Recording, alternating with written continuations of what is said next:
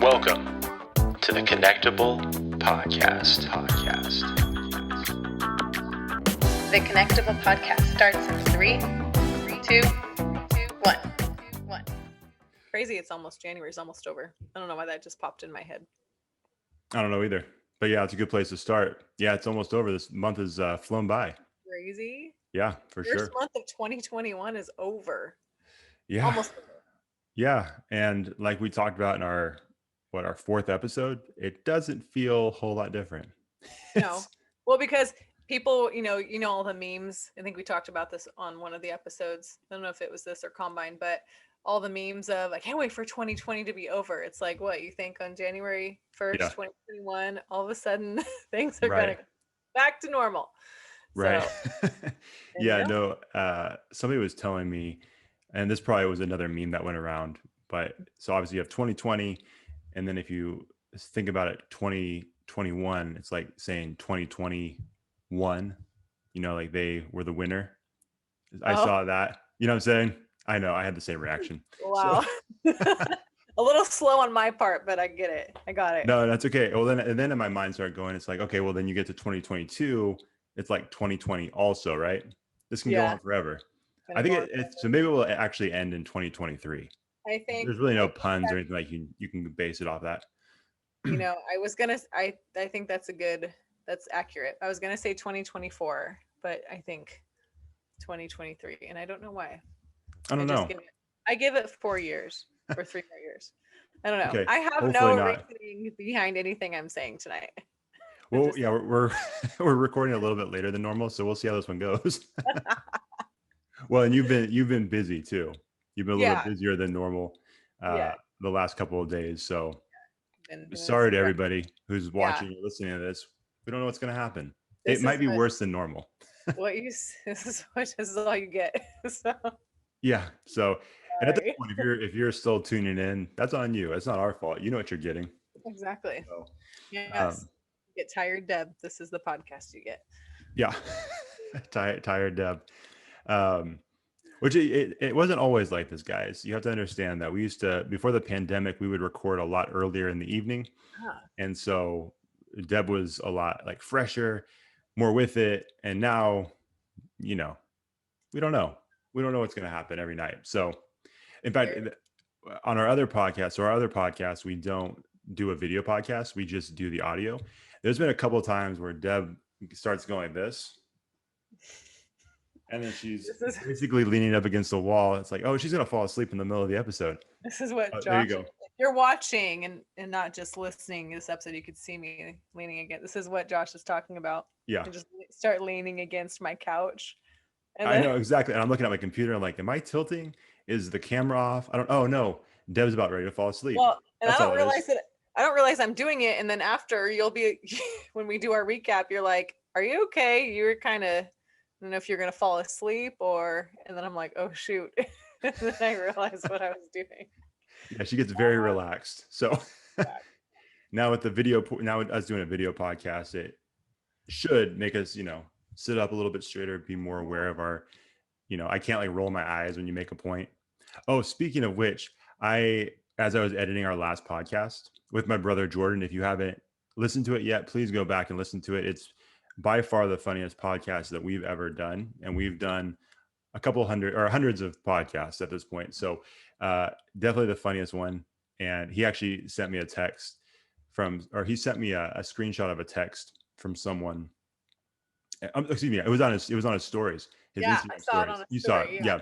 And basically this person's like, you're disgusting. Oh, you're even worse than I thought. And then I think they enjoyed it ultimately, but make sure you go check that out.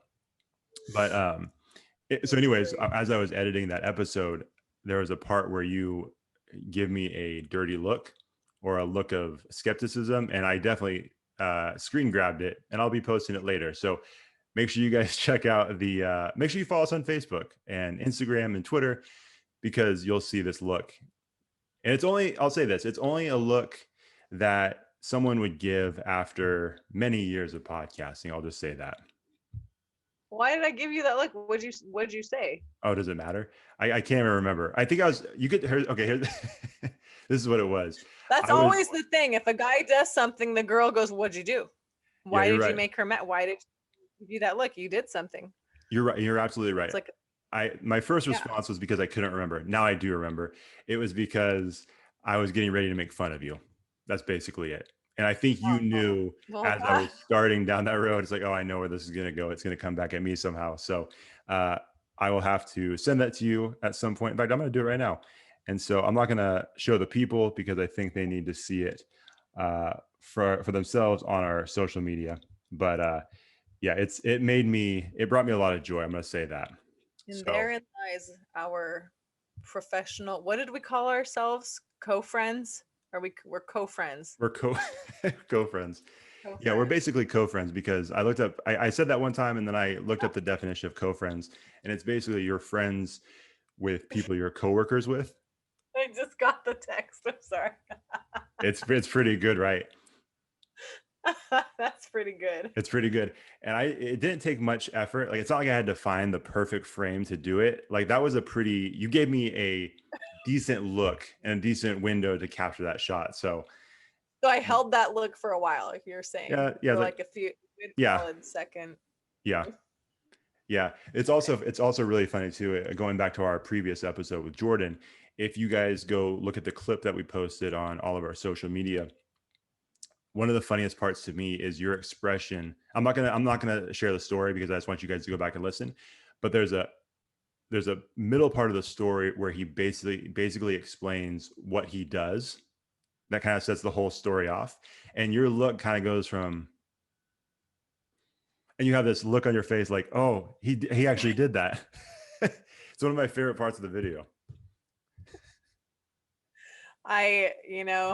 There's a lot of memes floating around out there that say, and I'm going to butcher it. I need to find one so I could say it the right way, but something about like, I can't hide the expression on my face. So sorry in advance. Like, I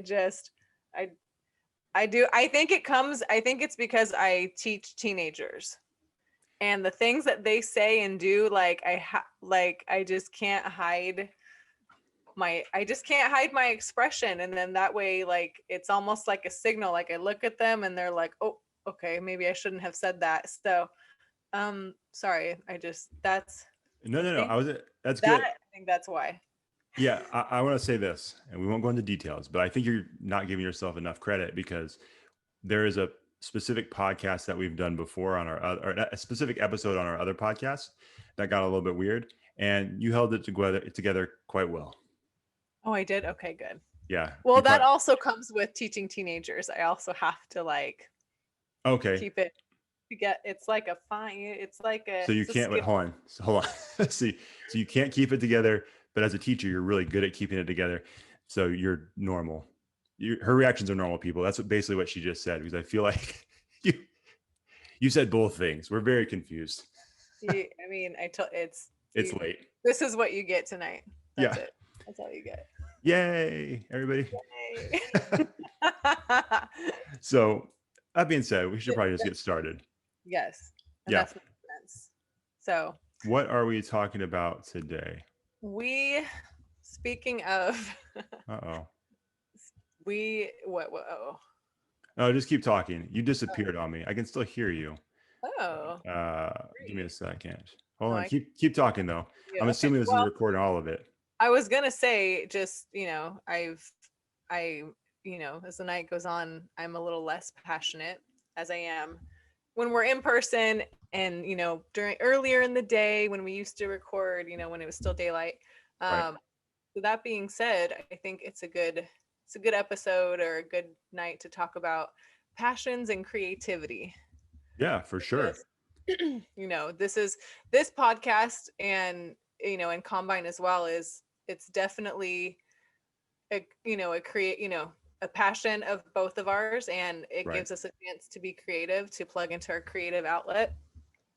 I think everyone it's funny. It's like some people are really good at turning their passion into, a career to where they can, that's how, they can live off of it. And sometimes people have passions and, you know, their creativity that are just kind of like on the side, but they still get fulfillment out of it. Does that make sense? Oh yeah, for sure.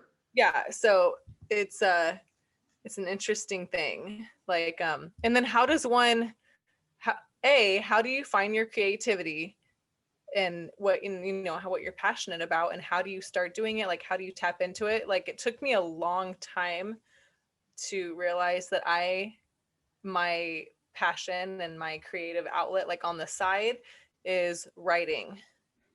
Like, for some, I don't know how it came to me. I just got bored one day and sat down and started writing, and pretty soon it became a 90,000 word novel that just like, and I enjoyed it so much. And, you know, I would make probably 20 cents a year off of this book that I wrote so long ago. Yeah. You know, I ended up self-publishing it on Amazon, but it costs way more I have to pay Amazon to, you know, print the book, to give to my family, and blah blah blah. Sure. Every once in a blue moon, someone gets a hold of it from like Milwaukee. I don't even know anyone over there, and it gets purchased. Yeah. But anyway, but I had so much fun doing that I ended up writing another one, and I'm on my third one. Again, it's just a side thing that I like to do. But gosh, like, I didn't start writing and doing that stuff. I think my first book that I wrote, I'm trying to think of my age. I think I was 23. Okay. And I guess that's still young, but it's not like I'm like, that's what I'm doing and that's how I make my living. Like, it's still like a side thing.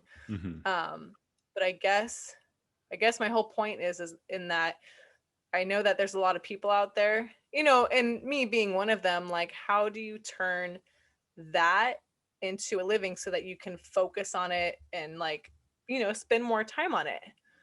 Right. But at the end of the day, sometimes I have to tell myself, like, it's okay if this is where I am right now, because Right. another one of my passions is teaching, you know, and that is how I'm earning, you know, my living and all that stuff. And I really enjoy it. Mm-hmm. And then on the side, I have my writing, and sometimes I go back and forth. Sometimes I'm like, gosh, I wish my writing could be my living. I wish I could spend more time on it. And then on the flip side, sorry, I'm talking a lot right now, No, that's good. tapping into my creativity right now. Yeah. On the flip side, I tell myself, like, you know, this is a good ebb and flow, just be patient. And I also tell myself, if you really wanted to write and that's all you wanted to do, you would do it. Like, Sure. you would just sit down and start writing. Mm-hmm. So it's like a back and forth thing. But I don't know, just what are your thoughts on just creativity and passions, and how you find it and how you balance it with your day-to-day life? Yeah. Well, first of all, that was all really good, because I think Oh, thanks. I'm sure that's the case for a lot of people, right? Mhm. That is the biggest. Did you get a new water bottle? That's the biggest water bottle. Look, What the heck this is is that? awesome. Okay, Are little you really drinking out of a quick. whale? What is that thing? Hang on. This is by Venture Pal. We are not sponsored by them or anything, but if they want to sponsor us, But we they would can. love it. This is a giant gallon jug, and it says 7 a.m. It just kind of gives you, it says good morning to Cool. 9 a.m., 11. So it has like it timed. So my water, I didn't fill this. I always fill it up at the top every morning. I didn't this morning, but it's sitting at 5 p.m. right now. Very So nice. technically I would be behind. Yes. It's almost 9 o'clock at night. Right. So it helps you pace the day. So it's a gallon. I drink a gallon of water a day, and it's cute. It's mermaid colors, of course. So Of course. yeah. So I fill it up once a day, and that's it. And then I drink the whole thing. Yeah. There you go. So I had to that's what- ask because this massive blob just came and took up half the screen. So I'm like, what is that? I'm used to the other, not Nalgene. What do you have? Hydro Flask. A There you hydro go. flask. What I was have the- to fill up my hydro flask like 5 times a day. It's annoying. This is just a once a day fill up. There you go. And what's the company's name again? It says Venture Pal. Venture I Pal? honestly I just went on Amazon and I, you know, searched gallon water jugs, and then there's a bunch of them, different colors, shapes, sizes. But this one apparently is from Venture Pal. Cool. Well, there you go. If anybody's looking for a new water bottle that is the size of a tank, you got one. Go check it out. Boom. There you go. Boom. There's our advertisement. Okay, sorry. Continue. That There was we a go. good advertisement break. Yeah. If only if we got paid for it, that'd be fantastic. So that was very good. That seemed like a real commercial. Right? So what was I your was question? passionate. I'm passionate about this jug, so I like to talk about it. See? There you go. Boom. Boom. Yeah. What was the question? So my question was probably did not make sense at all, but I just was talking about how I feel about or what my thoughts were on creativity and passion. Okay. And these are some of the questions that are in my head. So I know it's not just me, but it's like, how do you find, what your passion is? And, because how about this? Here's my question. What's the difference between a creative outlet and your passion? Are they the same? Can they be separate? Huh. I don't know. I have many questions bouncing around my head about how to navigate that and how to find that. Yeah, that's interesting. I never really thought about it as a creative outlet because, Yeah. I guess I always thought that the two were the same. Yeah. Typically, I mean, maybe Yeah, not they though. are. Maybe you could have a creative outlet that you're not passionate about. I think for me that would be tough. It would be tough to find Yeah, the no, you're right. creativity. Well, but maybe you're right though. Maybe there is something that's interesting. I don't know. I mean, I think for me, like this would definitely be one of my biggest creative outlets is this Mhm. podcast and everything that kind of goes along with it. But then it's also my, one of my biggest passions too. So that's interesting. Yeah. I think that, for me, those two things are definitely go hand in hand. And like I said, maybe there's someone out there that has a creative outlet that they're not super passionate about. Maybe because there's that thing too, but I think you could be good at something and not be passionate about it. Right. Yeah. But I yeah, think, absolutely. but I think if you're trying to get from the place where you're good at something to great at something or excellent at something, I think you would have to have a passion for it. I mean, we kind of talked to Zach about this a little bit. He was mentioning you have to be obsessed with it. And I think that's where the passion comes in. And I think, and to his point, I think he was talking about being an entrepreneur. And I think if you want to your point, like earlier, if you want to make money doing it, or if you want that to be the thing and not just a side hustle or a side thing that you do, I think you have to be obsessed with it. And I think you can't go halfway in. I think it has to be something that you really go after. Or, I've also heard this, and I think I can speak for myself, and I think you're probably in a similar boat based on what you just said earlier in the conversations we've had over the years. I think sometimes the things that you like, we have responsibilities, right? Like I have a family, a wife and daughter. And so there's certain things where, yes, a steady job is really important. And to me, I place a really high value on that. Now, is the job that I have something I'm passionate about? Absolutely not. I'm not passionate about the things that I do. I'm not gonna go into what I do, but it's just not something I'm passionate about. Right. That being said, the things I'm passionate about are talking to coaches and athletes on our other podcasts, getting connected with people like we're doing on this podcast, and just podcasting in general is something I'm really passionate about. And so something I heard somebody say, I think it was Jocko Willink, who's a U.S. Navy SEAL, just a beast of a guy. He was on, I think he was talking to Joe Rogan. I can't remember whose podcast he was on, but he was basically talking about how, you hear people say, okay, if you want to go in for your passion, you have to go all in and there's no backup plan and just go for it. And there's other people who are like, you should have a plan B. And I think for myself personally, I'm at a place where I'm like, okay, I need to have something that pays the bills and is steady so I can support my family. But then there's this other side of me that is driven by this passion I have for podcasting. So I don't want to ever sacrifice anything I do with my family for my passion, right? Or I don't want to sacrifice or put them at risk because of a passion that I have. So something he was saying is that if you're in that boat, you have to find ways to continue to feed the passion.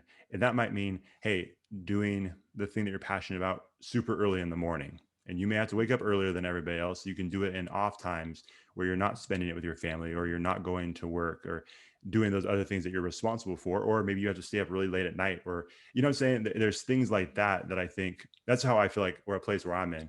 I love doing this stuff, but I also understand that there's other responsibilities. So I've made the decision to go full hearted after these things, but also, you know, make sure I'm taking care of everything else that I'm responsible for too. So that's just me personally. I think, you know, we're both at a different stage of life, right? Like our age wise, we're at a different stage than some people.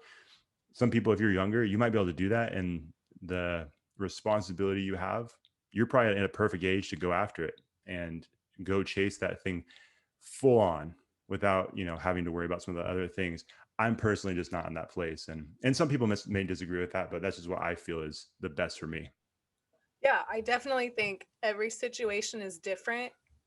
And you know, your surroundings, what you want to do, um, you know, and sometimes it does take you know, I guess, I don't know, messing up, so to say. Like, let's say you are putting way too much time and effort into something to where it potentially ruins maybe relationships or what, you know, what have you, those things around you. Sometimes that's what it takes for you to realize, like, okay, I need to shift my focus. And, you know, you just learn, you fail and you get up and you learn and you keep going. But when I haven't listened to her podcast in a while, but, and I haven't mentioned her name in a while, but Okay, here we go. my Rachel girl, Rachel Hollis. Hollis. Yes. Yeah, Yeah, I still love her. I just not as I much. haven't been into a lot of her stuff lately. Yeah. Right. I've been listening to a lot of Crystal Rose. So the self-love Oh yeah. Breakfast Club, I've been listening. She has some awesome content Yeah. She's on great. her podcast as well. Yeah. Just to like motivate and stuff. But Rachel, she would, you know, she worked her butt off for her business, you know, while being married and having a family, trying to get pregnant, like adopting. So she could, like, I mean, her life, like just reading her books are just crazy. And I'm like, how did she do that? And so, you know, starting to listen to her podcast, when I was listening to her podcast and like I was like constantly reading her stuff, that is when I finished my second book, because she kept saying, like, you just have to do it every day. Like, you have to be like consistent with it. It doesn't, you can't, you're not going to get it all done in one day. Like, whatever it is you're passionate about, like, you, if you look at the big picture too much, like, so when I was, you know, writing my second book, I would get overwhelmed thinking about my job, and just, you know, just having a life in general and trying to finish this book. And I would make excuses like, I don't have time to do this. And like, I don't get paid for this. Like, this is just something I'm choosing to do. And that's fine too. Like, it's something I'm choosing to do. I could totally walk away from it if I wanted to. And that's the beauty of just, you know, making that decision. So there's also, I think there's freedom in, how do I say this? Not at first, maybe not making a living, so to speak, off your passion. Sure. Because if you do need to walk away from it, you can. But anyway, but that being said, I literally, like, I gave myself a deadline for this book. So I forced myself to write like 1,000 words a day. And that was something I learned from, you know, from Rachel. And I mean, almost any self-help book will probably tell you something like that, like give yourself a goal to do something every day. Sure. But I met my deadline. Now the ending was very sloppy, but I finished it. Like, I got it. I'm still editing it. Like, I've had some, you know, some select people help me read it and edit it to get some fresh eyes on it. And they're like, yeah, this part didn't make sense. And I'm like, oh, I know. It was very sloppy at the end. But I read somewhere, I don't know if Rachel said this, and I can't remember who said this, but as long as it gets done, just get it done. And then you can go back. Like, Sure. like in terms of writing, I was listening to something about writing, but if you can turn in C+ work that's finished rather than something that's not finished, that's better than nothing. So that's what got me like, okay, just do it every day. That makes sense. And I was proud of myself, and it was like a sense of accomplishment. And I'm like, this is why I do this. And it's, you know, and it's a creative outlet as well. So, but yeah, so I'm still navigating that. And, you know, I'm lucky that my the job that I have that, that I make a living out of, like I am passionate about it. Do I love it every day? No. Sure. but But you that's probably don't, why. but you probably don't love writing every day either. Oh, right. Oh my You gosh. know what I'm There, saying? I can't. Oh, I literally, That's part of it. it was maybe a week ago. I literally had the laptop on my lap with a blank document in front of me, and I had Netflix. I have something on in the background always. Like I'll have music in the background. I'll have Netflix just in the background. I Yeah. have to have noise. Like it's just something that helps me focus too. Like I used to go into a Starbucks and people walking around and talking and the noise, like it helped me focus. It was really weird. Hmm. But a week ago, I had my laptop on my lap with Netflix on in the background, a blank page in front of me for an hour, and then I ended up shutting my laptop. Oh, An hour. I typed nothing. So I'm like, I got nothing. I have nothing. I'm exhausted. Like, yeah. I got nothing. Just shut the laptop. Like, I'm whatever. And so, Right. yeah. So, just like on days when I'm teaching and I'm like, oh my God, I can't teach these teenage kids anymore. I'm done. Sure. Like, just like those days, Yeah. So, I mean, yeah, there's always going to be those days, but It's going to happen it's even with the stuff that you love. You know what I mean? So, I mean, yeah, in fact, I don't know. It would seem weird if you just never got to that point for something you were passionate about too. You know what I mean? I think it would be, I don't know. It seems like, because I guess what I'm trying to say is if you are that passionate and obsessed with something, yeah, I feel like you should get to the point where you've tapped every creative juice that you possibly have in that moment. And yeah, you do get to that point where you have the creative block or the frustration because things aren't going as well as they once had. I think that's just right. a sign that you've been doing this thing for a long time and you spend a lot of time doing it and that you hold Yeah, yourself to a really high standard. So when it's not coming out, you may not like it at that moment, but you always come back to it. You know, I mean, I right. think that's what it is for me. There's times where I really enjoy this part of the podcast process. There's a lot of days where I really hate the editing part of it. And it's not, we don't do a crazy amount of editing, but there's just times where I'm looking at my computer. I'm like, Right. man, I know this is simple, but I don't want to do it. I just don't feel like it. And, but I always come And back and then, well, and then there's well, times where I go to bed, I go to sleep at night. I'm like, can't wait till the next day where I can get back at it. You know what I mean? So it's just that, yeah, that one night kind of shifts my entire mentality. And I get back to the place where the night before I was like, I don't want to do this. And the next day I can't let it go. You know what I mean? I'm just like, oh, maybe I can do this instead, or maybe I can change this. And then I just can't stop. And then it's, you know what I mean? I get obsessed with it again. yeah, So I think those yeah, breaks they're definitely necessary, but I think it's probably more common than you think. I think mhm, sometimes we see people that are really passionate about what they do and mhm, think, oh, that person just loves it all the time. But we've talked about this before in our other podcasts. You look at professional athletes, you think, oh man, they're living the dream. They're making millions of dollars and they're playing a game for a living. But you think about how much training they have to do, how structured their life is, how much they have to travel. Those men and women that do that professionally, there's a lot of times where they're like, I don't want to play this sport anymore. I love the sport. I just right. don't want to play it. So even for the jobs that you think are amazing, there's still going to be Yeah, points where they're like, I am passionate about this, but I'm sick of it at the same time. yeah. No, absolutely. And just to your point, setting a high standard for yourself. I think that's just it. Like the things, you have a love-hate relationship with your passion, Yeah. with your creative outlet. If you want to think of it one and the same, then yeah, it's a love-hate because you hold yourself to such a high standard to where it's almost like perfectionism. Is Sure. that a word? Perfectionism. I think so.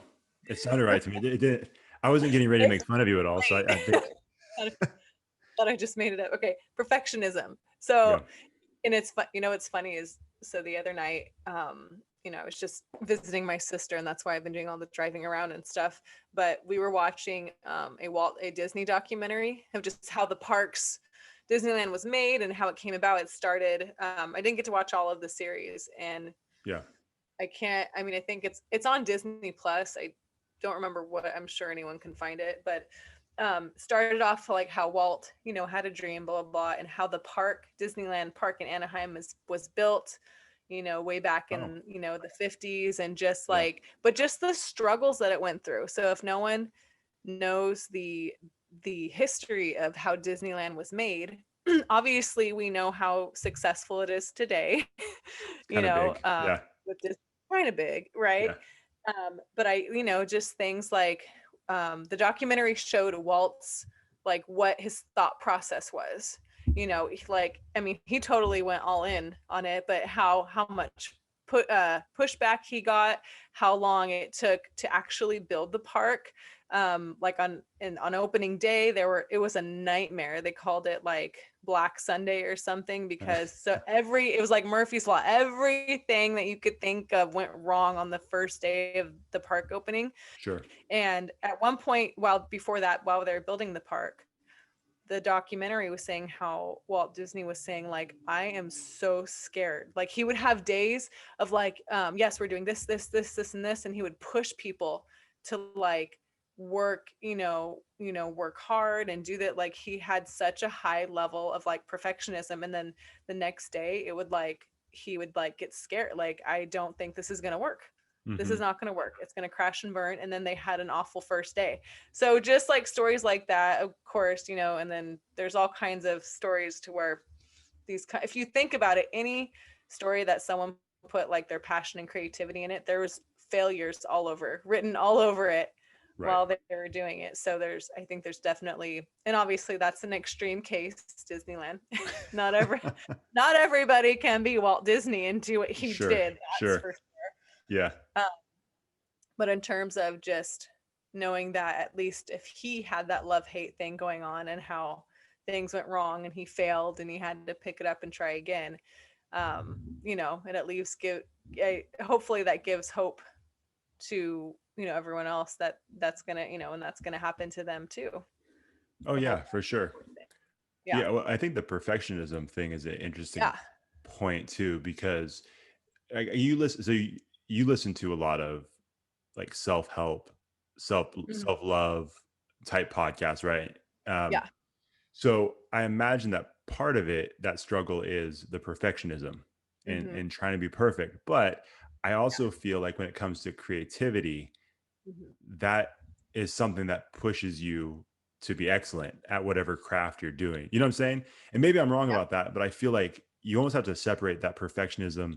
And again, if you're a perfectionist to a point where it's unhealthy with the creative side, like if you just can't let it go, at a really bad level, then maybe it's not a great thing. But I also feel like if you are a perfectionist with whatever you're doing, and you care about the little details about whatever it is, whether it's music, art, film, whatever your passion is, if you have that level or that thing inside of you that just can't let it go because you feel like you can make it even better, I think that's a good thing. You know what I mean? Like there's always an extreme for everything. But it's interesting because, like I said, for someone's personal health, if you feel like you yourself are trying to be perfect and there's that perfectionism in you, maybe it's not the best thing. But if it's towards whatever your craft is, then it seems like that could be beneficial. You know what I mean? So it's weird how those two things kind of, it's almost like a little game of tug of war.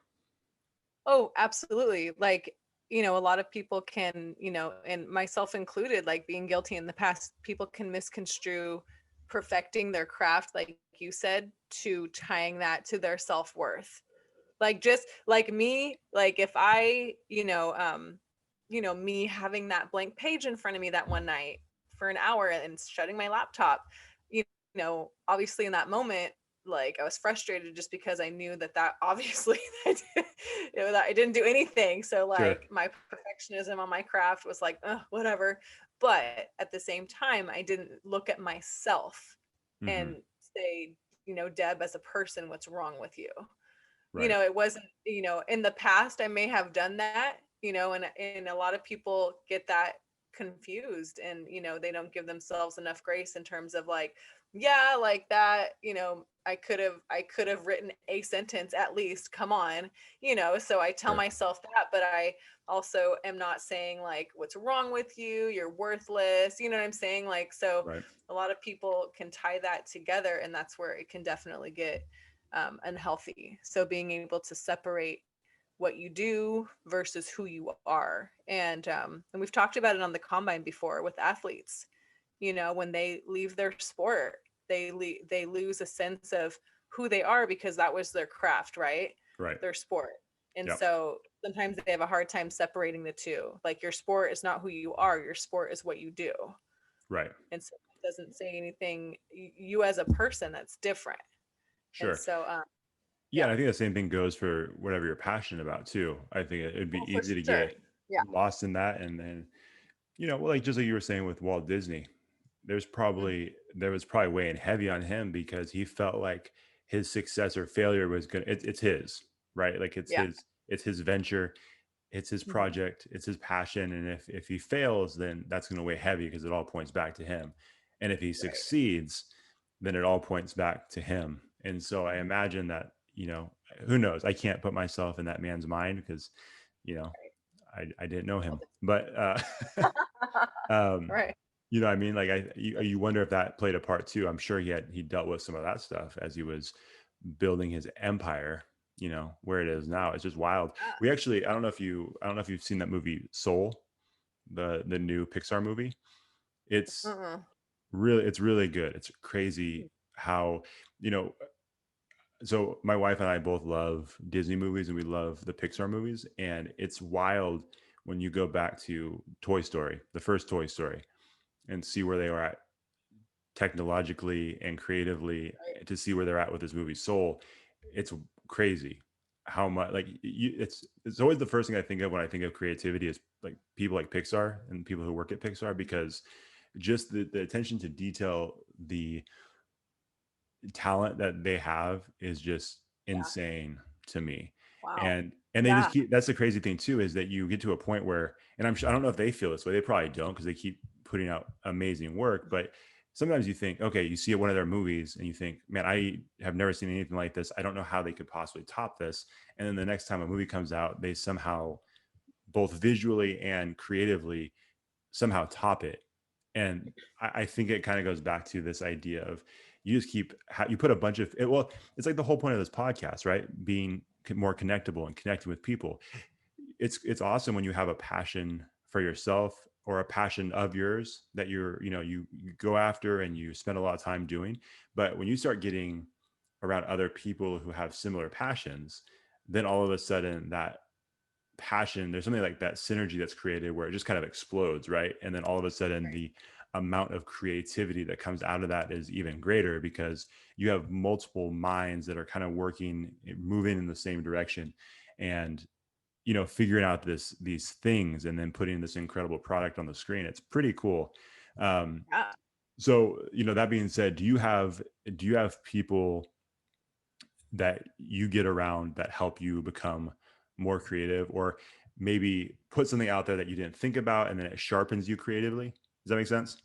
Yeah. Yeah. Absolutely. And that's where, I mean, for me and I, my, the people I surround myself with, they know me well enough to know like what what I love to do, like in terms of like my writing, or even just like my fitness is important to me as well, for my my personal health, and mental health, and Sure. physical health. So those people understand that that's important to me, whether they do workout classes with me, or if they know I know that at any point in time I could tell, my people who I'm very social with. I have a very busy social calendar with them, which Yeah. I enjoy. I like connecting with people.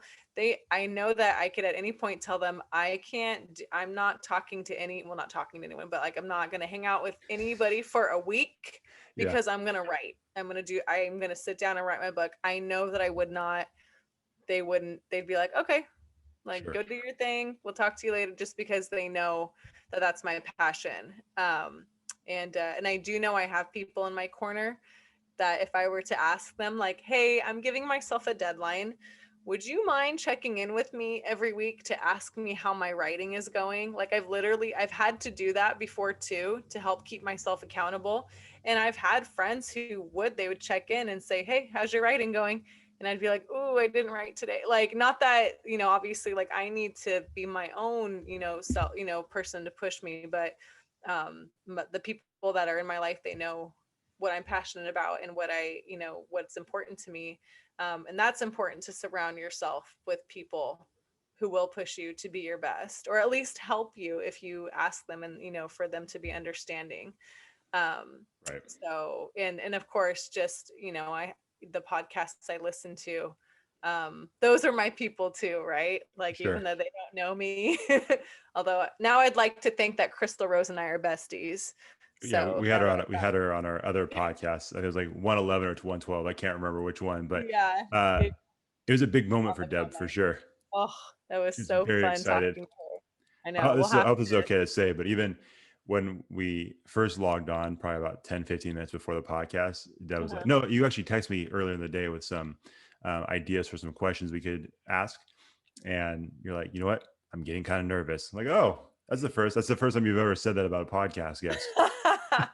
That was on because she was on the combine, right? Yeah, she was on the Combine Yeah, podcast. yeah. Yeah. Oh yeah. I was so nervous. I was like, you guys don't I was like, you don't understand. This is like my podcast girl crush. Right. Right. If it's not Rachel, it's Crystal Rose. And Right. so I'm like, I Right. was so excited to talk to her. So uh but yeah, now I can't focus. I don't know why I was started talking about Crystal Rose. Yeah. Now you're thinking about her podcast and I'm how you got to because talk to her. I was saying how we're besties now. No, just kidding. No, but just listening to podcasts like that, like I'd like to think that those people are in my corner as well, just because it's just, and you know what it is? They remind me that we are only human. Hmm. Like I have some close friends who are way more perfectionism higher than me with some certain things. And I have to remind them, I have to say, you're not a robot. Like, you need to just allow yourself to be human, and it's all tied to the self-worth thing. Again, it's like what you do is not who you are. Sure. You can't tie, your self-worth to, the things that you do. You just can't. And so I just explain it to my friends, and it's because I learned it through my own exploration and self-help, is that you're not a robot, you're still a person, and that's okay. And so yeah, but at the same time, like you said, striving for that perfection is, with Pixar, like evolving and like getting to a better level each time, with their animation. It's all about repetitions and striving for perfection. That's how you become better at that, because it's practice and repetition. So Right. um Well, yeah. maybe I was a little bit off when I said the perfectionism thing, because obviously, just as you said that the whole robot thing, actually, now that I think about it a little bit more, I think perfectionism, or trying to get to that place of being perfect with whatever, if it's a product or if it's, say, you're writing a song or you're writing a book, whatever it might be, podcast, maybe that's part of the problem, is that if you are trying to be perfect, if you get to the point where you're trying to be perfect, then all of a sudden that's going to become an enemy of the creativity, right? Because Yeah. now all of a sudden you're focused on the most minute details, trying to get those absolutely perfect, and it's going to halt the creative process, because the creative process is messy. Like, I don't think there's Right. in any realm or any world or any craft, the creative process is not this picture perfect thing. It's like, it's a brainstorming session, right? I mean, when you and I came up with this name for this podcast, we threw out, like, no joke, like hundreds of names. Yeah. They Most of them were dumb. We're not even sure if Connectable is a great name. You know what I mean? So so there were so many that were so bad, but it's like, it Yeah. doesn't matter, right? I think we Yeah. had that conversation before. It's like, I told you, I said, hey, I have a note in my phone full of names. I said, some of them are so bad, I'll never share them with you. But if you have anything, send them my way, because we have to just get that thing rolling in our minds, the creative juices going. And I think Right. the perfectionism, even if you strive for perfectionism, see, I'm having just a change of thought as we're Right. talking. Yeah. I feel like that is actually probably an enemy of the creativity. I think it's going to become a problem. It could potentially halt it, and it takes your eyes off of that creativity, and it Mhm. just causes you to focus on things that probably don't matter. And like you said, Right. it turns you into a robot. I think it's hard Yeah. to be creative and a robot at the same time. And for example, for your book process, for some of the Mhm. stuff, it's not really your job. Like, you're trying to you're trying to write the best product you can possibly put out Mhm. there, right? Yeah. But at the end of the day, you still are going to send it to people for editing. You're going to have people read it and let you know if certain things make sense, if there's the, you know, as your novel, if there's continuity issues, there's all these different things. You're going to give it to other people. So it's not necessarily their job, but it is something they're going to help you with. And so if you spend so much time trying to find those little things that they don't find them, and it Yeah. makes it like you have a perfect product, Mhm. you're going to miss out on a lot of creativity, I think, because it's like your job is to write something super creative and super interesting. And then there's other people in your life that can help you shape it and mold it into something that is the more, you know, perfect product that you put on the shelves or you put on Amazon. But um, Yeah. I guess I think that's, so I don't know, maybe it's, instead of striving for perfectionism, you're just striving to put out the most, I guess excellence is just that word. I keep saying it. That's the word that's in my head. Like putting out the Yeah. most excellent product. Excellence doesn't mean perfect, but I think it does mean it's going to be the very best that you possibly have inside of Yeah. you at that moment. So I don't know. Yeah. No, so that's interesting. So now that you said, you know, I think let me change my stance on that. Now I think it's both. I think that someone, Flip flop. Yeah. the same person, like I could look at my writing and wanting it to be, you know, quote, perfect. That's my telling me myself, like, no excuses, like, don't, like, you know, when you're done writing, you need to go back and edit it. Otherwise I would just write it, like, for me, right? This is how Sure. for my creative process of writing in my head, if it's not perfect, that means I just write it and like kind of skim through it and then not really edit it and just say, okay, it's good, put it out there in the world, you know, whatever. Sure. But for it to be perfect, I'm going to force myself to, no, I'm going to edit it and edit it and edit it, and I'm going to take my time, and in turn that helps me uh be proud of my work and get to that level of, like you said, excellence. But Sure. on the flip side, if I'm in a place, you know, where I'm like, it's weighing on me negatively in terms of like, this is not perfect, like, and I get frustrated and this is not good enough, and why, then I start thinking, why am I even doing this? Am I even a good writer? This is trash. Like, no Yeah. one's gonna read this. I'm the only one who thinks this is Right. great, probably. So I think it can go both ways for sure. And honestly, it can be a day by day thing. I could Sure. probably think positively about the perfection, you know, in you know, striving for excellence one day, and get in a negative headspace the next day and say, this is dumb. Like, why am I even, this is not, you know. So I think it's about finding that balance. I think the word perfectionism is not necessarily a bad thing, but Sure. like we've said so far, just not tying it to your self-worth and Right. not letting it get the best of you in terms of making it in a negative space. Right. Well, I guess to your point then, so if we were using you as an example with Mm-hmm. writing, Yeah. there's going to be moments where, so I think if when you first start a book and when you're Mm-hmm. first writing, I feel like if your perfectionist mind or mentality kicks in, then it's probably going to be problematic for the creativity. Now, I feel Mm-hmm. like the perfectionist side of you does need to kick in when it comes to the editing, because Yes.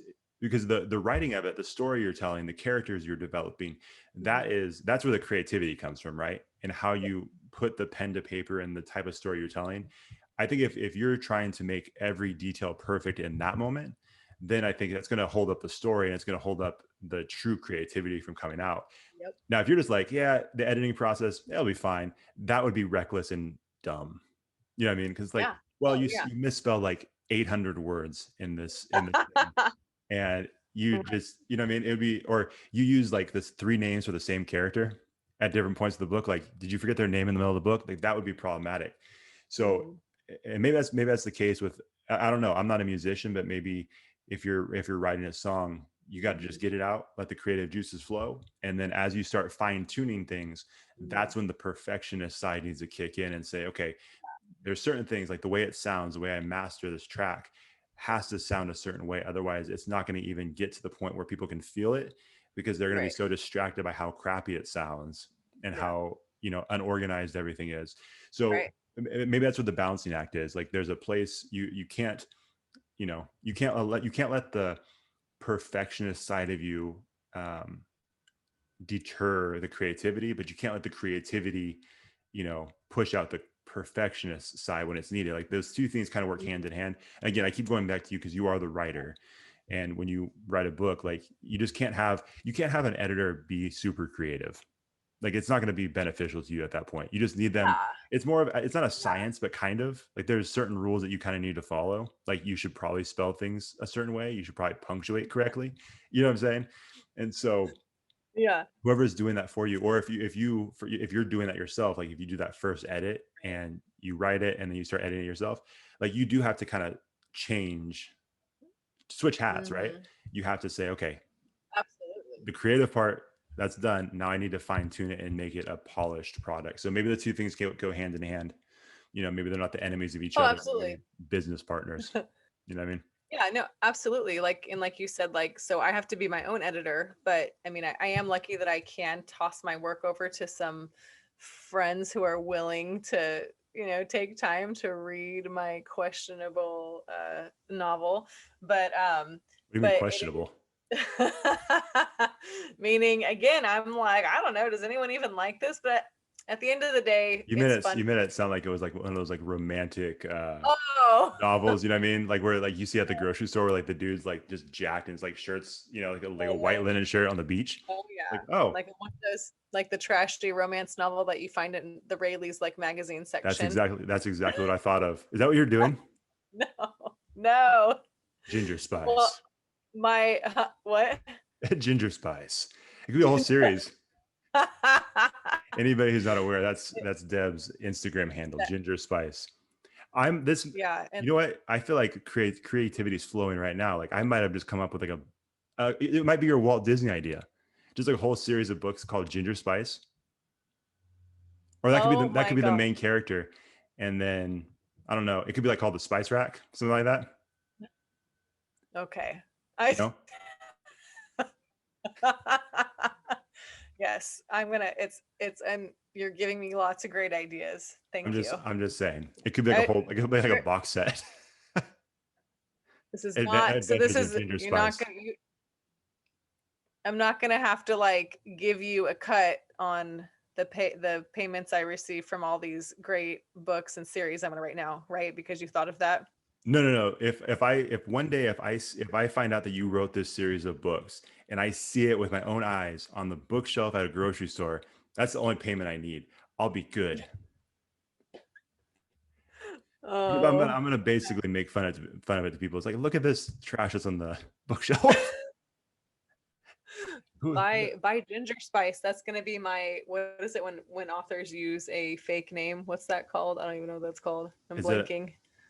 Like when they use it's not, I want to say this word, but it's not a pseudonym, something like frozen. That. You're frozen too. Do we both freeze? We both froze. Okay, we're back. Is it a pseudonym? No. Pseudonym. Yeah, that is think. It. Whew. Yeah. I definitely thought long and hard before I put that out there. I'm like, I don't look like a moron. Oh, I couldn't even tell you what I just said. So I don't know. It would be like you can make it comic books, kind of like The Office with the adventures of Jimmy Halpert. Oh yeah. So don't do the whole book thing. Just do like a series of comic books. Have someone illustrate it for you. It'd be fantastic. Yeah, I was gonna say I can't be the illustrator. That's for sure. There's getting stick figures. Yeah, I feel like at that point too, if the books go the direction that we were, thinking that these books sound like they would go, you should probably quit your job too, because there's a good chance they're not going to want you teaching kids. Yeah. Which is why you're like, oh, is it one of those books? I'm like, yeah, no. And I don't know. You don't know. If it's going to be like that, it's not going to be under Deb McCollum. So you'll never know. You'll never know. That's true. Unless you listen to this episode, then you'll know. You'll never know. And believe it or not, I've never read your book. I don't know if that's bad to say. I'm very sorry. Okay. The book that's on Amazon, any guy that like you or like even my dad or whoever, any of my guy friends ask about, oh, what's it about? I'm like, all I have to say is it's a chick book. And they're like, oh, okay, cool. Congrats, but I'm out. I'm like, yeah, I didn't think so. I'm not gonna make you read it. I don't think you'll like it. It's more geared towards the audience of young adult women and girls because it's about I'm a girl. I just know girl stuff and girl issues and what girls go through as they go through life, so to speak, or whatever. Sure. Now, there are guys in my book, like the characters in my I book. I know I've asked this before, and just so you know, and just so everybody, I think everybody realizes this at this point, but I feel like our video is so off right now. I feel like there's delayed reaction. So Oh, um, that's the like we that's said okay. the joys of Zoom. But um, what I don't think I've ever asked you this, but what inspired you to like write this specific story? Not write a book, but like write the story of this book. Was there something specific that happened, or like that hit you, or it's like, oh, I would love to write this story, or was it something that inspired you? Because I think that's part of creativity too, is the Yeah, inspiration part of it, right? Especially for what you do. Like yeah. for me, it's like what inspired a podcast. Well, I love podcasts. I heard some, I liked them, and then I wanted to do my own, so I could just not shut up for an hour. I enjoyed that. So Yeah. but that's kind of where it ends for me, right? I'm not telling a story. I'm basically talking. For you though, you're putting out like a creative story, a creative piece.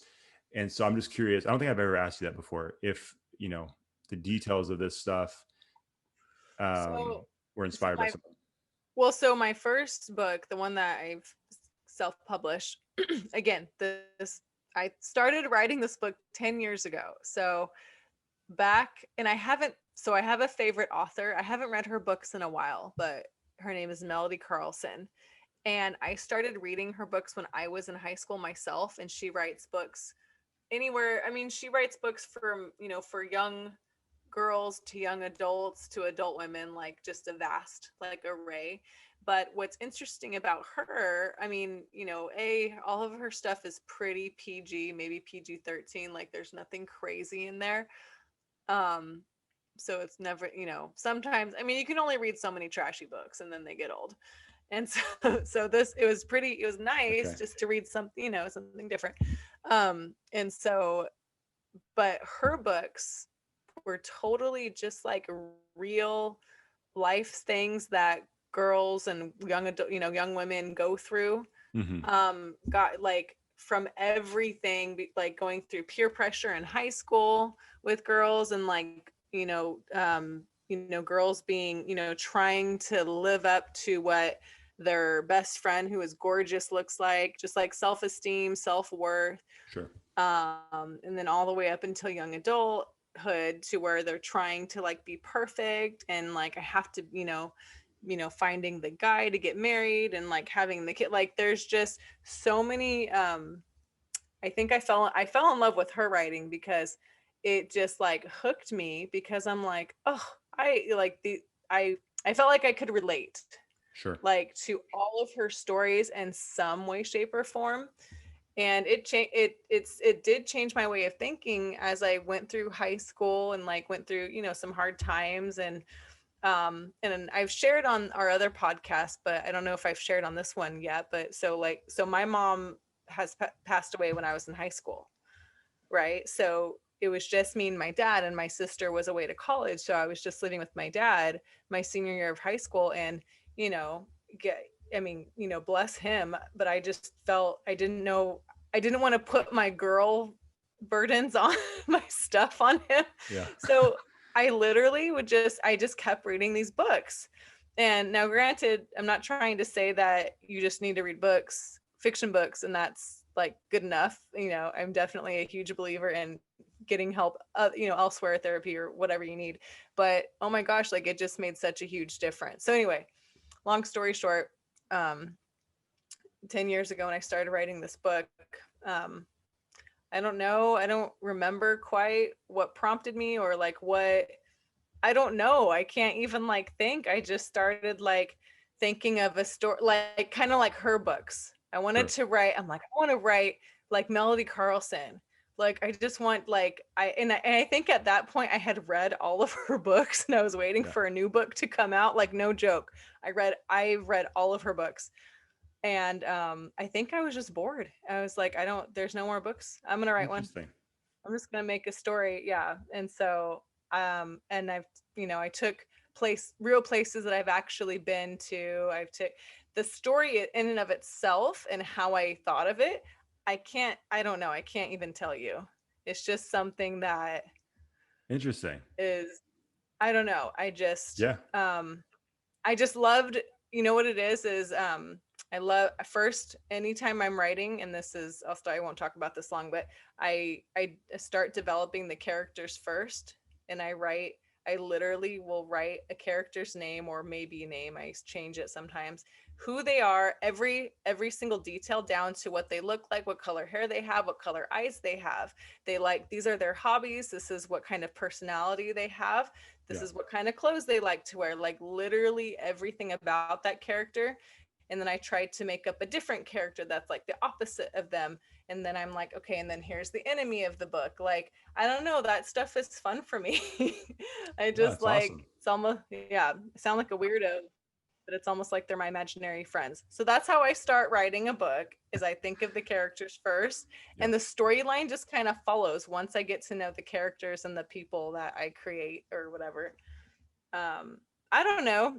The A short answer to your question was I just got bored one day and Perfect. discovered that I like writing, and I like Yeah. making up a story that weaves in and out, and is about 90,000 words. Yeah. So Cool. That's awesome. Not the answer I was expecting, but it's still good. I mean, I think that can happen sometimes, right? I think yeah. we think when we think about people who are passionate about something, we think it came down to this one crazy moment, right? Where all of a Mhm. sudden you realize this is what I want to do with my life. But sometimes you probably just stumble into it, right? You're trying a bunch of different Yeah. things and you think, oh, I actually enjoy this. And you just kind of start going. And then, like you said, you were Mhm. inspired by a specific author. So Yeah. that's awesome. I think that's a good, I'm actually glad I'm glad it didn't come down, like boil down to a specific moment, because I think that's a great Yeah. perspective. You know what I mean? Because like I said, my first thought was, oh, there must be, the reason I asked the question is I thought, oh, there must have been some moment that you just, that hit you and said, oh, I'm going to do this because X, Y, and Z happened. But Yeah. it just kind of happened.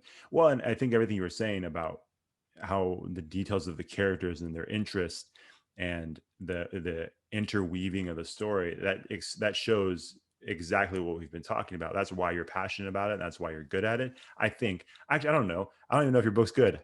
I'm gonna give you the benefit of the doubt and Sue. Come on, you were hyping my work up. Come on. I was, and then like the other side of my brain was like, I have no idea. I'm assuming it's really good though. Otherwise you wouldn't keep doing it. So Pretty good. it's pretty good. It's an easy read. My writing, I will say, is very easy. It's not like I don't have all these big fancy words and these big sentences to where you have to reread it a couple times, because I'm not trying to be fancy with my words, basically. Sure. Like I just write. Like I've actually like I don't know if someone wrote a review or if someone just told me. Maybe someone just told me. I don't know if it's on one of my reviews, but it said like yeah, this was an easy read. I'm used to a little more mature, but mature in terms of like the wording or the fancy paragraphs or whatever. Oh, what a douche. Why would you Maybe just like, frozen hey, Josh. am I frozen? Oh Yeah. no. How's my face stuck? Oh no. No, it wasn't, it was fine, but like I'm just cracking up because I'm like, our poor listeners. Like, what? I don't even know what they're hearing right now. I don't know. Anyway, Yeah. I don't know. I don't know where I left off, but all I was saying was my book is easy to read. I'm not trying to be fancy. I just kind of Sure. just tell a story. Sure. So anyway, Yeah. No, that's yeah, it's a that, good story. that's good. One of these days I'll have to check it out. At least do you have like the preview on Amazon? Can I just check out the preview? Oh yeah, there's how like when you turn the The book sample, over, you right? read a little sample. There's like oh yeah, that's on there too. Okay, I'll Yeah. check it out. You're gonna you're gonna read that and you're gonna be like, yeah, no, I don't want to read that. It's very girly. It's very Oh, that's chick. fine. Yeah, that's all good. Yeah, Yeah. it's not like I'm gonna be reading it because of the story. It's like, no, a friend of mine wrote this, so it would be interesting. Oh, a Yeah, co-friend of yours. yeah, let's not get crazy. Yeah, you're right. A co-friend, a co-friend. Did I finish that thought earlier? Let's be clear. A co-friend is Co-friend. basically a friend you're with because of work. Like your coworkers kind of become friends, but really we wouldn't be friends if it wasn't for the podcast. I know. Josh basically took me away from my original friends, which are his wife and his sister. Correct. I did hijack you for this, and she's been trying to escape and hasn't been able to pull the trigger yet. You've threatened many times, but haven't escaped many times. No, I would like to make a request. I feel like it would be appropriate for one of your future books. I feel like I need to be in it. Like you, like just your name, or you as a person, like your character, like who No, you like are. just like I don't need to be like a main character, but like just like a side character. Like there's this guy that has an amazing podcast, and that could be it. Just write me in the book somehow. I'll see what I can do. That's a no. I know what that means. I am starting an outline of a new book now. You never know. Did you even finish the other book? My editing process is not finished. No. Okay. The book itself is finished. Editing, no, it's not. But I've done that before. I've literally have started books and not be completely done with the other one yet. And it's for me, it's a mental break. Like I need to I can't read or think about that story anymore. I need to think. I have to think about something else. Okay. And so I'll start writing another one. Got it. So do you have a deadline for this book that's, being edited? No, which I should, now that we're talking about creativity and I feel like everybody to do every day a little bit at a time now's a good time for me to put a deadline on it. Yes. Yeah. So if anybody who's listening to this knows Deb and is part of that inner circle that she was talking about, give her a deadline. Let's get this book finished and then we can talk about it on here. We can promote it on here.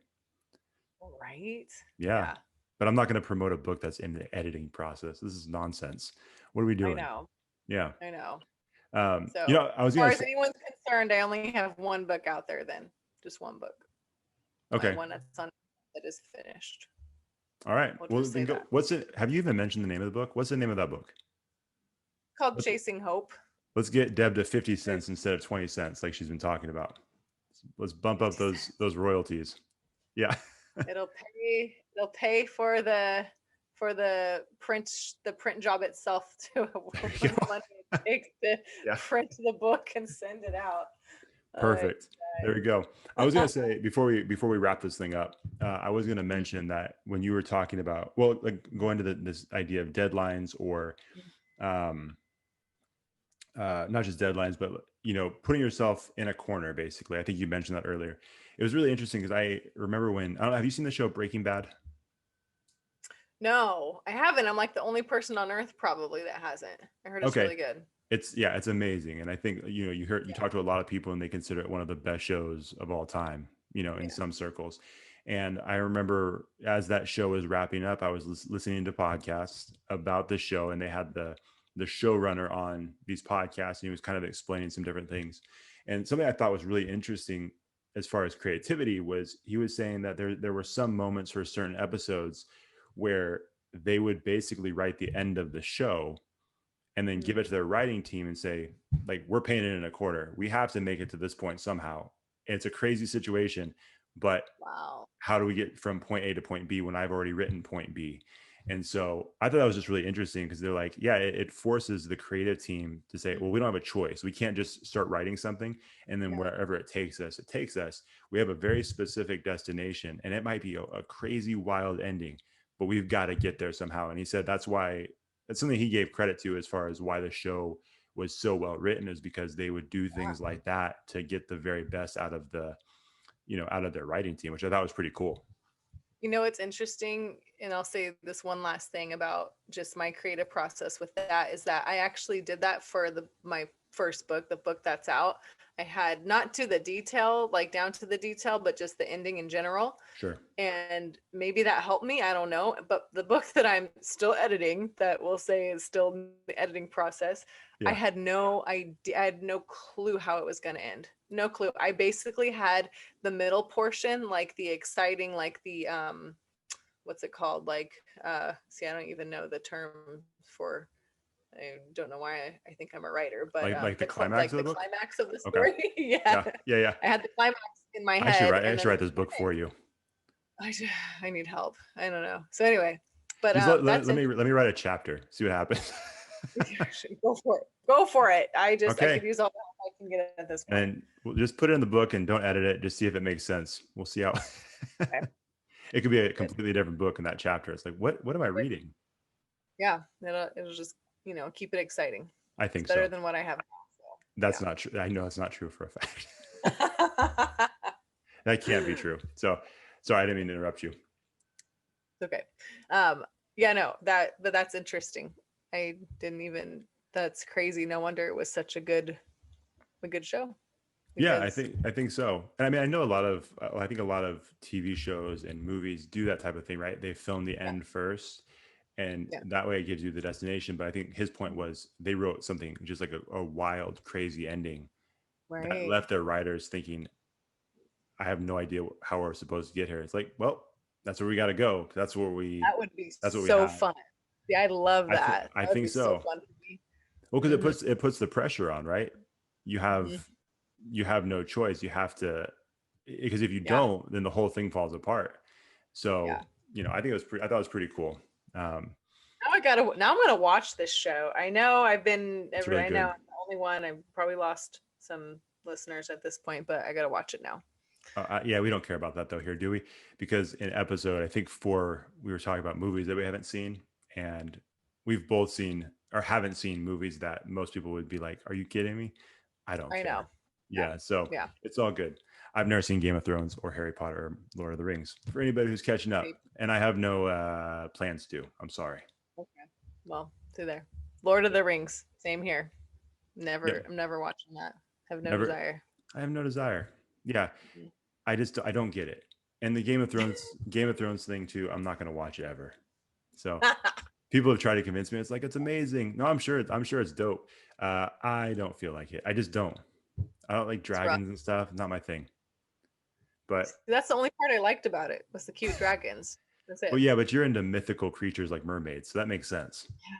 Yeah. Hey, mermaids are real. Shh. All right. You know what? I had this thought. I'm glad you brought that up because I've been, again, going to the creative conversation, which we've been having this whole time, and the passion thing.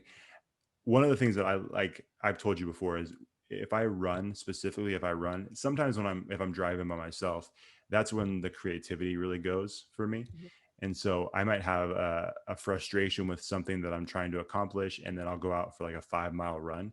And then during that run, like all these things just start going through my head. There's been a couple of times I've texted you after I've ran. It's like, I got some ideas for the podcast. Here you go. Yeah. If you guys can see Deb's face, it's like, oh, she's probably like, oh, he ran today.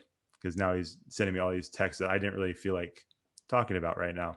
But that's what happens. And so dang, I lost my thought. Well, I said mermaids, and that got you going on that's something. Right. Okay, I'm back. We're good. We're back on track. So I actually thought we should do a segment on this show where each week you come in. We're not going to put our guests through that, but just each time you and I record an episode by ourselves, you should present some kind of proof for why mermaids are real. Okay. I find stuff all the time online. I can't say that. The fact that you just said that makes me. You didn't. Oh, it made me die. It made me die a little bit. That's because. Oh, are we back? Am I back? That's okay. The fact that now you're frozen. And you're like this. Oh, am I back? Because you were frozen and I was like waiting. No, put your hand down because you're gonna get frozen like that again, and it's like no, I feel the fact that you that's not even what I was expecting from this conversation, that you look stuff up online. Well, hit me with something then. Oh, heck yeah. I mean, I'm not gonna lie, I'm sure it's fake, but it's still fun, so I'll present that as evidence. Okay, give us one thing before we get out of here. Why? Jeez. All right, I didn't expect to start this today. I thought you'd have to go out and do some research, but you actually done research. Oh, good. Look at that. You're prepared. So why are mermaids real? Fact number 1. Well, I did. So I watched this really quick YouTube thing. It took me about 2 minutes in to realize this is so dumb. This is so fake, but it was still fun. Everybody knows that. You didn't need to say it, but go ahead. there was like these skeletons found on the beach. Okay. But you know what sucks is that I am what's the word I'm looking for? Crazy. No. Okay. I'm sorry. Not Insane. I mean, I could do this all day. There's a lot of words I'm thinking about right now. Like out of your mind. gullible. There we go. There we go. I That can fits. I can be gullible and be like, oh, but I saw like they had I'm sorry. I could just see you at your computer watching this 2-minute YouTube video and seeing some piece of evidence. You're like, ooh, and making that noise as soon as you see it. That's awful. All right. I saw If they if had if these you guys are skeletons. just I'm sorry, if you guys are just listening to this, if you could see Deb's face right now, it is completely like beet red because she knows this is nonsensical. But go ahead. They had these skeletons like on the beach, and these researchers, like it was like a big thing, like yeah, we did research on these skeletons. And at the end of the quote documentary, you know what ruined it is that the skeleton came alive. I was like, are you joking? Like that, it totally, like now I know it's fake. You jerks. You ruined me What do you, pretending to be that mermaids are real. It like the skeleton like came alive like it was in some sci-fi movie. I like a was like, oh, zombie? yes, like a zombie. Like a zombie So mermaid. stupid. I can't even. Anyway, I was very upset. I was very upset. I'm And no, upset this for is you. not when I was 10. This was like maybe a couple years ago. Oh no, I felt like it was like 10 days ago. Yeah. No one questioned that it was very recent. So all right. Cool. Ugh. All right. Well, we're gonna go to something I'm more important. So yes. okay, so as you guys all know, if you've listened to this podcast, that we do our connection suggestion. If you haven't listened before, our connection suggestion is basically our attempt to make people more connectable. So hopefully we shout someone out that is doing some really awesome things, or maybe it's not a person, maybe it's a brand, maybe it's a company or an organization that's doing a lot of great things, and we just want to give them a shout out so that you guys can get more familiar with them, and we can all just become more connectable. So Deb, are you ready with yours? Or Yes. okay. Wait, just remind me. So Oh the geez. last time Okay, the no, last hold on, time hold on, no, time out, hold on. Why is it? Why is it you weren't prepared for this part, and you have to ask me this question, but oh no, yet you I spent time looking up whether mermaids were real? This is very I upsetting. this is all your fault because we have two podcasts now, and I don't remember Oh, when I'm or if I sorry. said it on both of them. I'm So I did not force you to do two podcasts. I simply asked you. I said, "Hey, would you like to do another podcast where we can talk about more things?" You're like, "That'd be great." I'm sorry. Well, now my feelings are hurt. Go ahead. so you're look at him, he's mad. If you aren't watching this, he totally you folded your arms like And you're lean not okay. back. I was pouting because now I feel like I'm being blamed for. Yes, Deb's very making much me feel pouting. bad about my passion for podcasting. Oh, you guys, this is I picked why. a terrible co-friend to do this with. Yeah, I should have picked my I'm not brother. I'm not. You know, I can't. That episode was awesome. You guys got to go It back and was. listen to that one. It was. That was so fun. Okay, I'm Oh, hey, I oh, have my person. I can't remember. Because I talk about her all the time. So the last time we were here, I connected all of you guys to title boxing. That was my last connection last time. right. But I want to connect them to Crystal Rose. I haven't Yeah. done that yet, right? Nope. Okay. It's a good one. Like I said, that's why I started saying, wait, hang on, because I didn't know if I already did that. Okay. We'll see. So All right. Crystal Rose, what? No, I'm just mumbling under my breath. Go ahead. Of course you are. Talking crap. Okay. Crystal Yep. Rose is a self-love coach, and owner of Rebellia Clothing and host of the Self-Love Breakfast Club podcast. And so you can find her on Instagram at XTALROSE. So Crystal Rose. Mhm. And then, or you can follow her clothing line at Rebellia Clothing on Instagram. So check out her podcast, Self Love Breakfast Club. It's awesome. So that's who I want to connect our listeners to. That's awesome. And just really quick, can you explain kind of the idea or purpose behind her clothing brand? Because it is a very, it's a very specific Yeah. group that was kind of inspired by, right? So yeah, and if you guys want, she explains it all on our character combine episode. I don't remember what episode number it is, but it's with Doesn't matter. Crystal Go Rose. subscribe to all of them. Yeah, all of them. All of them. So all of them. Rebellia Clothing is she pretty much has a company where she sells these clothes that that she tailors. She has her and her team, and it's supposed to be for made for women who don't necessarily, I guess I want to say, fit into like department store clothes. Like, and I'm one of them. Like, to be honest, like I get frustrated if I go sometimes to Kohl's or just a department store, and if it's kind of just tailored to a certain body type, to one certain body type. Well, Rebellia Clothing, there are size charts, and if you have whether you have more muscle in one area or another, and girls sometimes with muscle, it's hard to find clothes. But basically finding clothes that fit you the right way, and just realizing that you are perfect as you are. You don't need to look like a certain type. You just be you and look like you. Because she would even say, you know, you see the models, the plastic, store models, and they're wearing the clothes, and Crystal will be like, I don't look like that. That shirt is not going to fit me that way. So anyway, so she tailors the clothes to fit you, and you just got to look at the size chart. It's really easy to order them. So anyway, she explains it way better than I just did, but that's pretty much the gist of it. Yeah, Crystal's what awesome. that clothing brand is for. Yeah. She's awesome. So yeah, really cool. That's a great one. Definitely go check that out. Yeah, and her podcast too. But so yes. at Xtel Rose on Instagram. But yeah. So Josh, who do you want to connect our listeners to? Yeah, so I had a couple going into this, but I'm only going to choose one, and that is my buddy and a friend of the Character Combine podcast, and hopefully we get him on this one at some point soon. Kevin Bracey.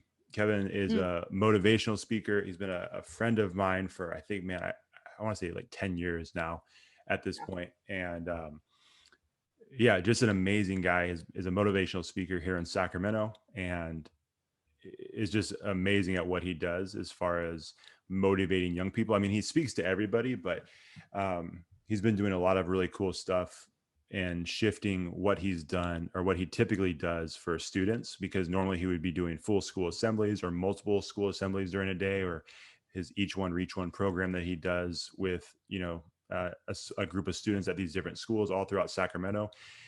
He's obviously had to switch things up because of distance learning, and he's still killing it. Like, he's doing these virtual assemblies online. He's doing all of these trainings. He's coaching other speakers, people who want to be speakers. He's just doing a lot of amazing things, but he deserves a shout out no matter what. But one of the reasons I'm shouting him out specifically is because when this episode drops, this past Thursday, his new podcast comes out. And so it's called 21 and Under Podcast, and it's geared towards young students who want to achieve great things. And sometimes, I think his thing is, sometimes people say, when I get older, I'm going to do this. He's like, well, why wait? He's like, you have this opportunity now when you're young to be great, go after it. And so he basically interviews different people. Some of them may be under 21. Some of them may be, older than 21, but have great advice for people who are under 21. And yeah, all of his podcast episodes are going to be, the interview lasts 21 minutes or less. And so he kind of sticks with the whole 21 theme. It drops on January 21st. So wow, it's pretty cool. So he's got a bunch of episodes lined up already. And I would definitely, if you have a student in your life, or a kid that's really passionate about something, again, kind of goes to our topic for today, is passion and creativity. If they have something that they're really passionate about, definitely listen to this podcast, because I think it's going to inspire a lot of people.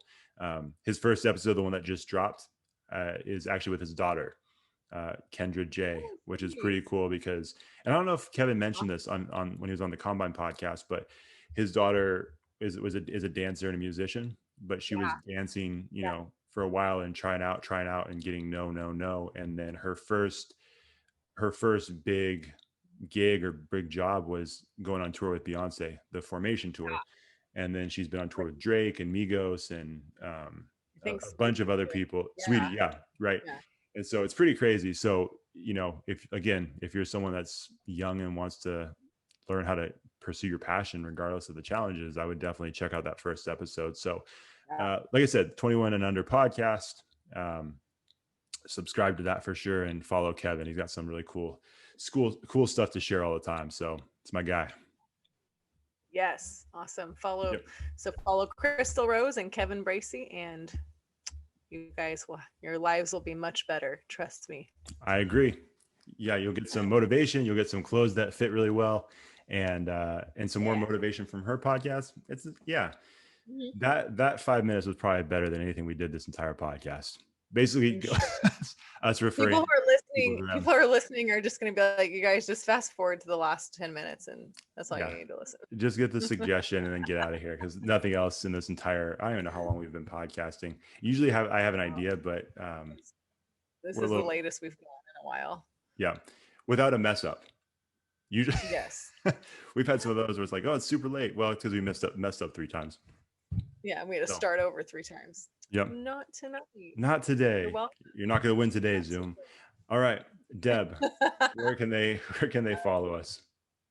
On Instagram at Connectable Podcast, and Josh, we only do this on Combine. Where else? Why are you putting me on the spot like that?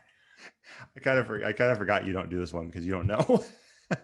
I don't. I knew you said that. Let's start over on that part. Do we need to start all the way over now? You just cut that part out. Can you imagine if I said that? What would you do if I said that? It's like, you know what? Let's scrap the whole thing and start over. I'd feel like I'm out. You can do it by yourself. I'm going to bed. Who wants to hear me for an hour? It's like, now we'll keep. I'd be like, oh, you're frozen. Of course I am. Oh. Is it a bad face or is it okay? Oh no, you got frozen now too. We got to wrap this thing up. We got to go because we keep freezing now. This ship is sinking quick. So, okay. So you can follow us on Instagram at Connectable Podcast, Twitter at Connectable Pod, Facebook at Connectable Podcast, YouTube Connectable Podcast. And make sure on all of those things you subscribe, iTunes, Spotify, Stitcher, pretty much anywhere you can get a podcast. Definitely check it out there. Subscribe on YouTube. Give us a thumbs up, a like. We definitely appreciate that. And a 5-star review on the on Apple Podcasts would be awesome as well. And that's pretty much it. Deb, you have an iPhone now, so I expect to see a review from you. Haven't seen it yet, but that's okay. Hopefully soon. You're a writer. It should be easy. You don't have to edit it. I'm navigating the iPhone still, but I think I can figure it out. Are you really working on it? Yes. The pause said everything. Anyways. That was a freeze. It was a Zoom freeze. Okay. No, your freeze usually looks like this. Like your face gets stuck, one eye closed, and that was not a freeze. I know what the freeze looks like. Anyways, we'll see you guys next week. Peace out. Thanks for watching the show. If you enjoyed that episode, make sure you like it, share it, and hit the subscribe button to get a new episode every week. We'll see you next time on the Connectable Podcast.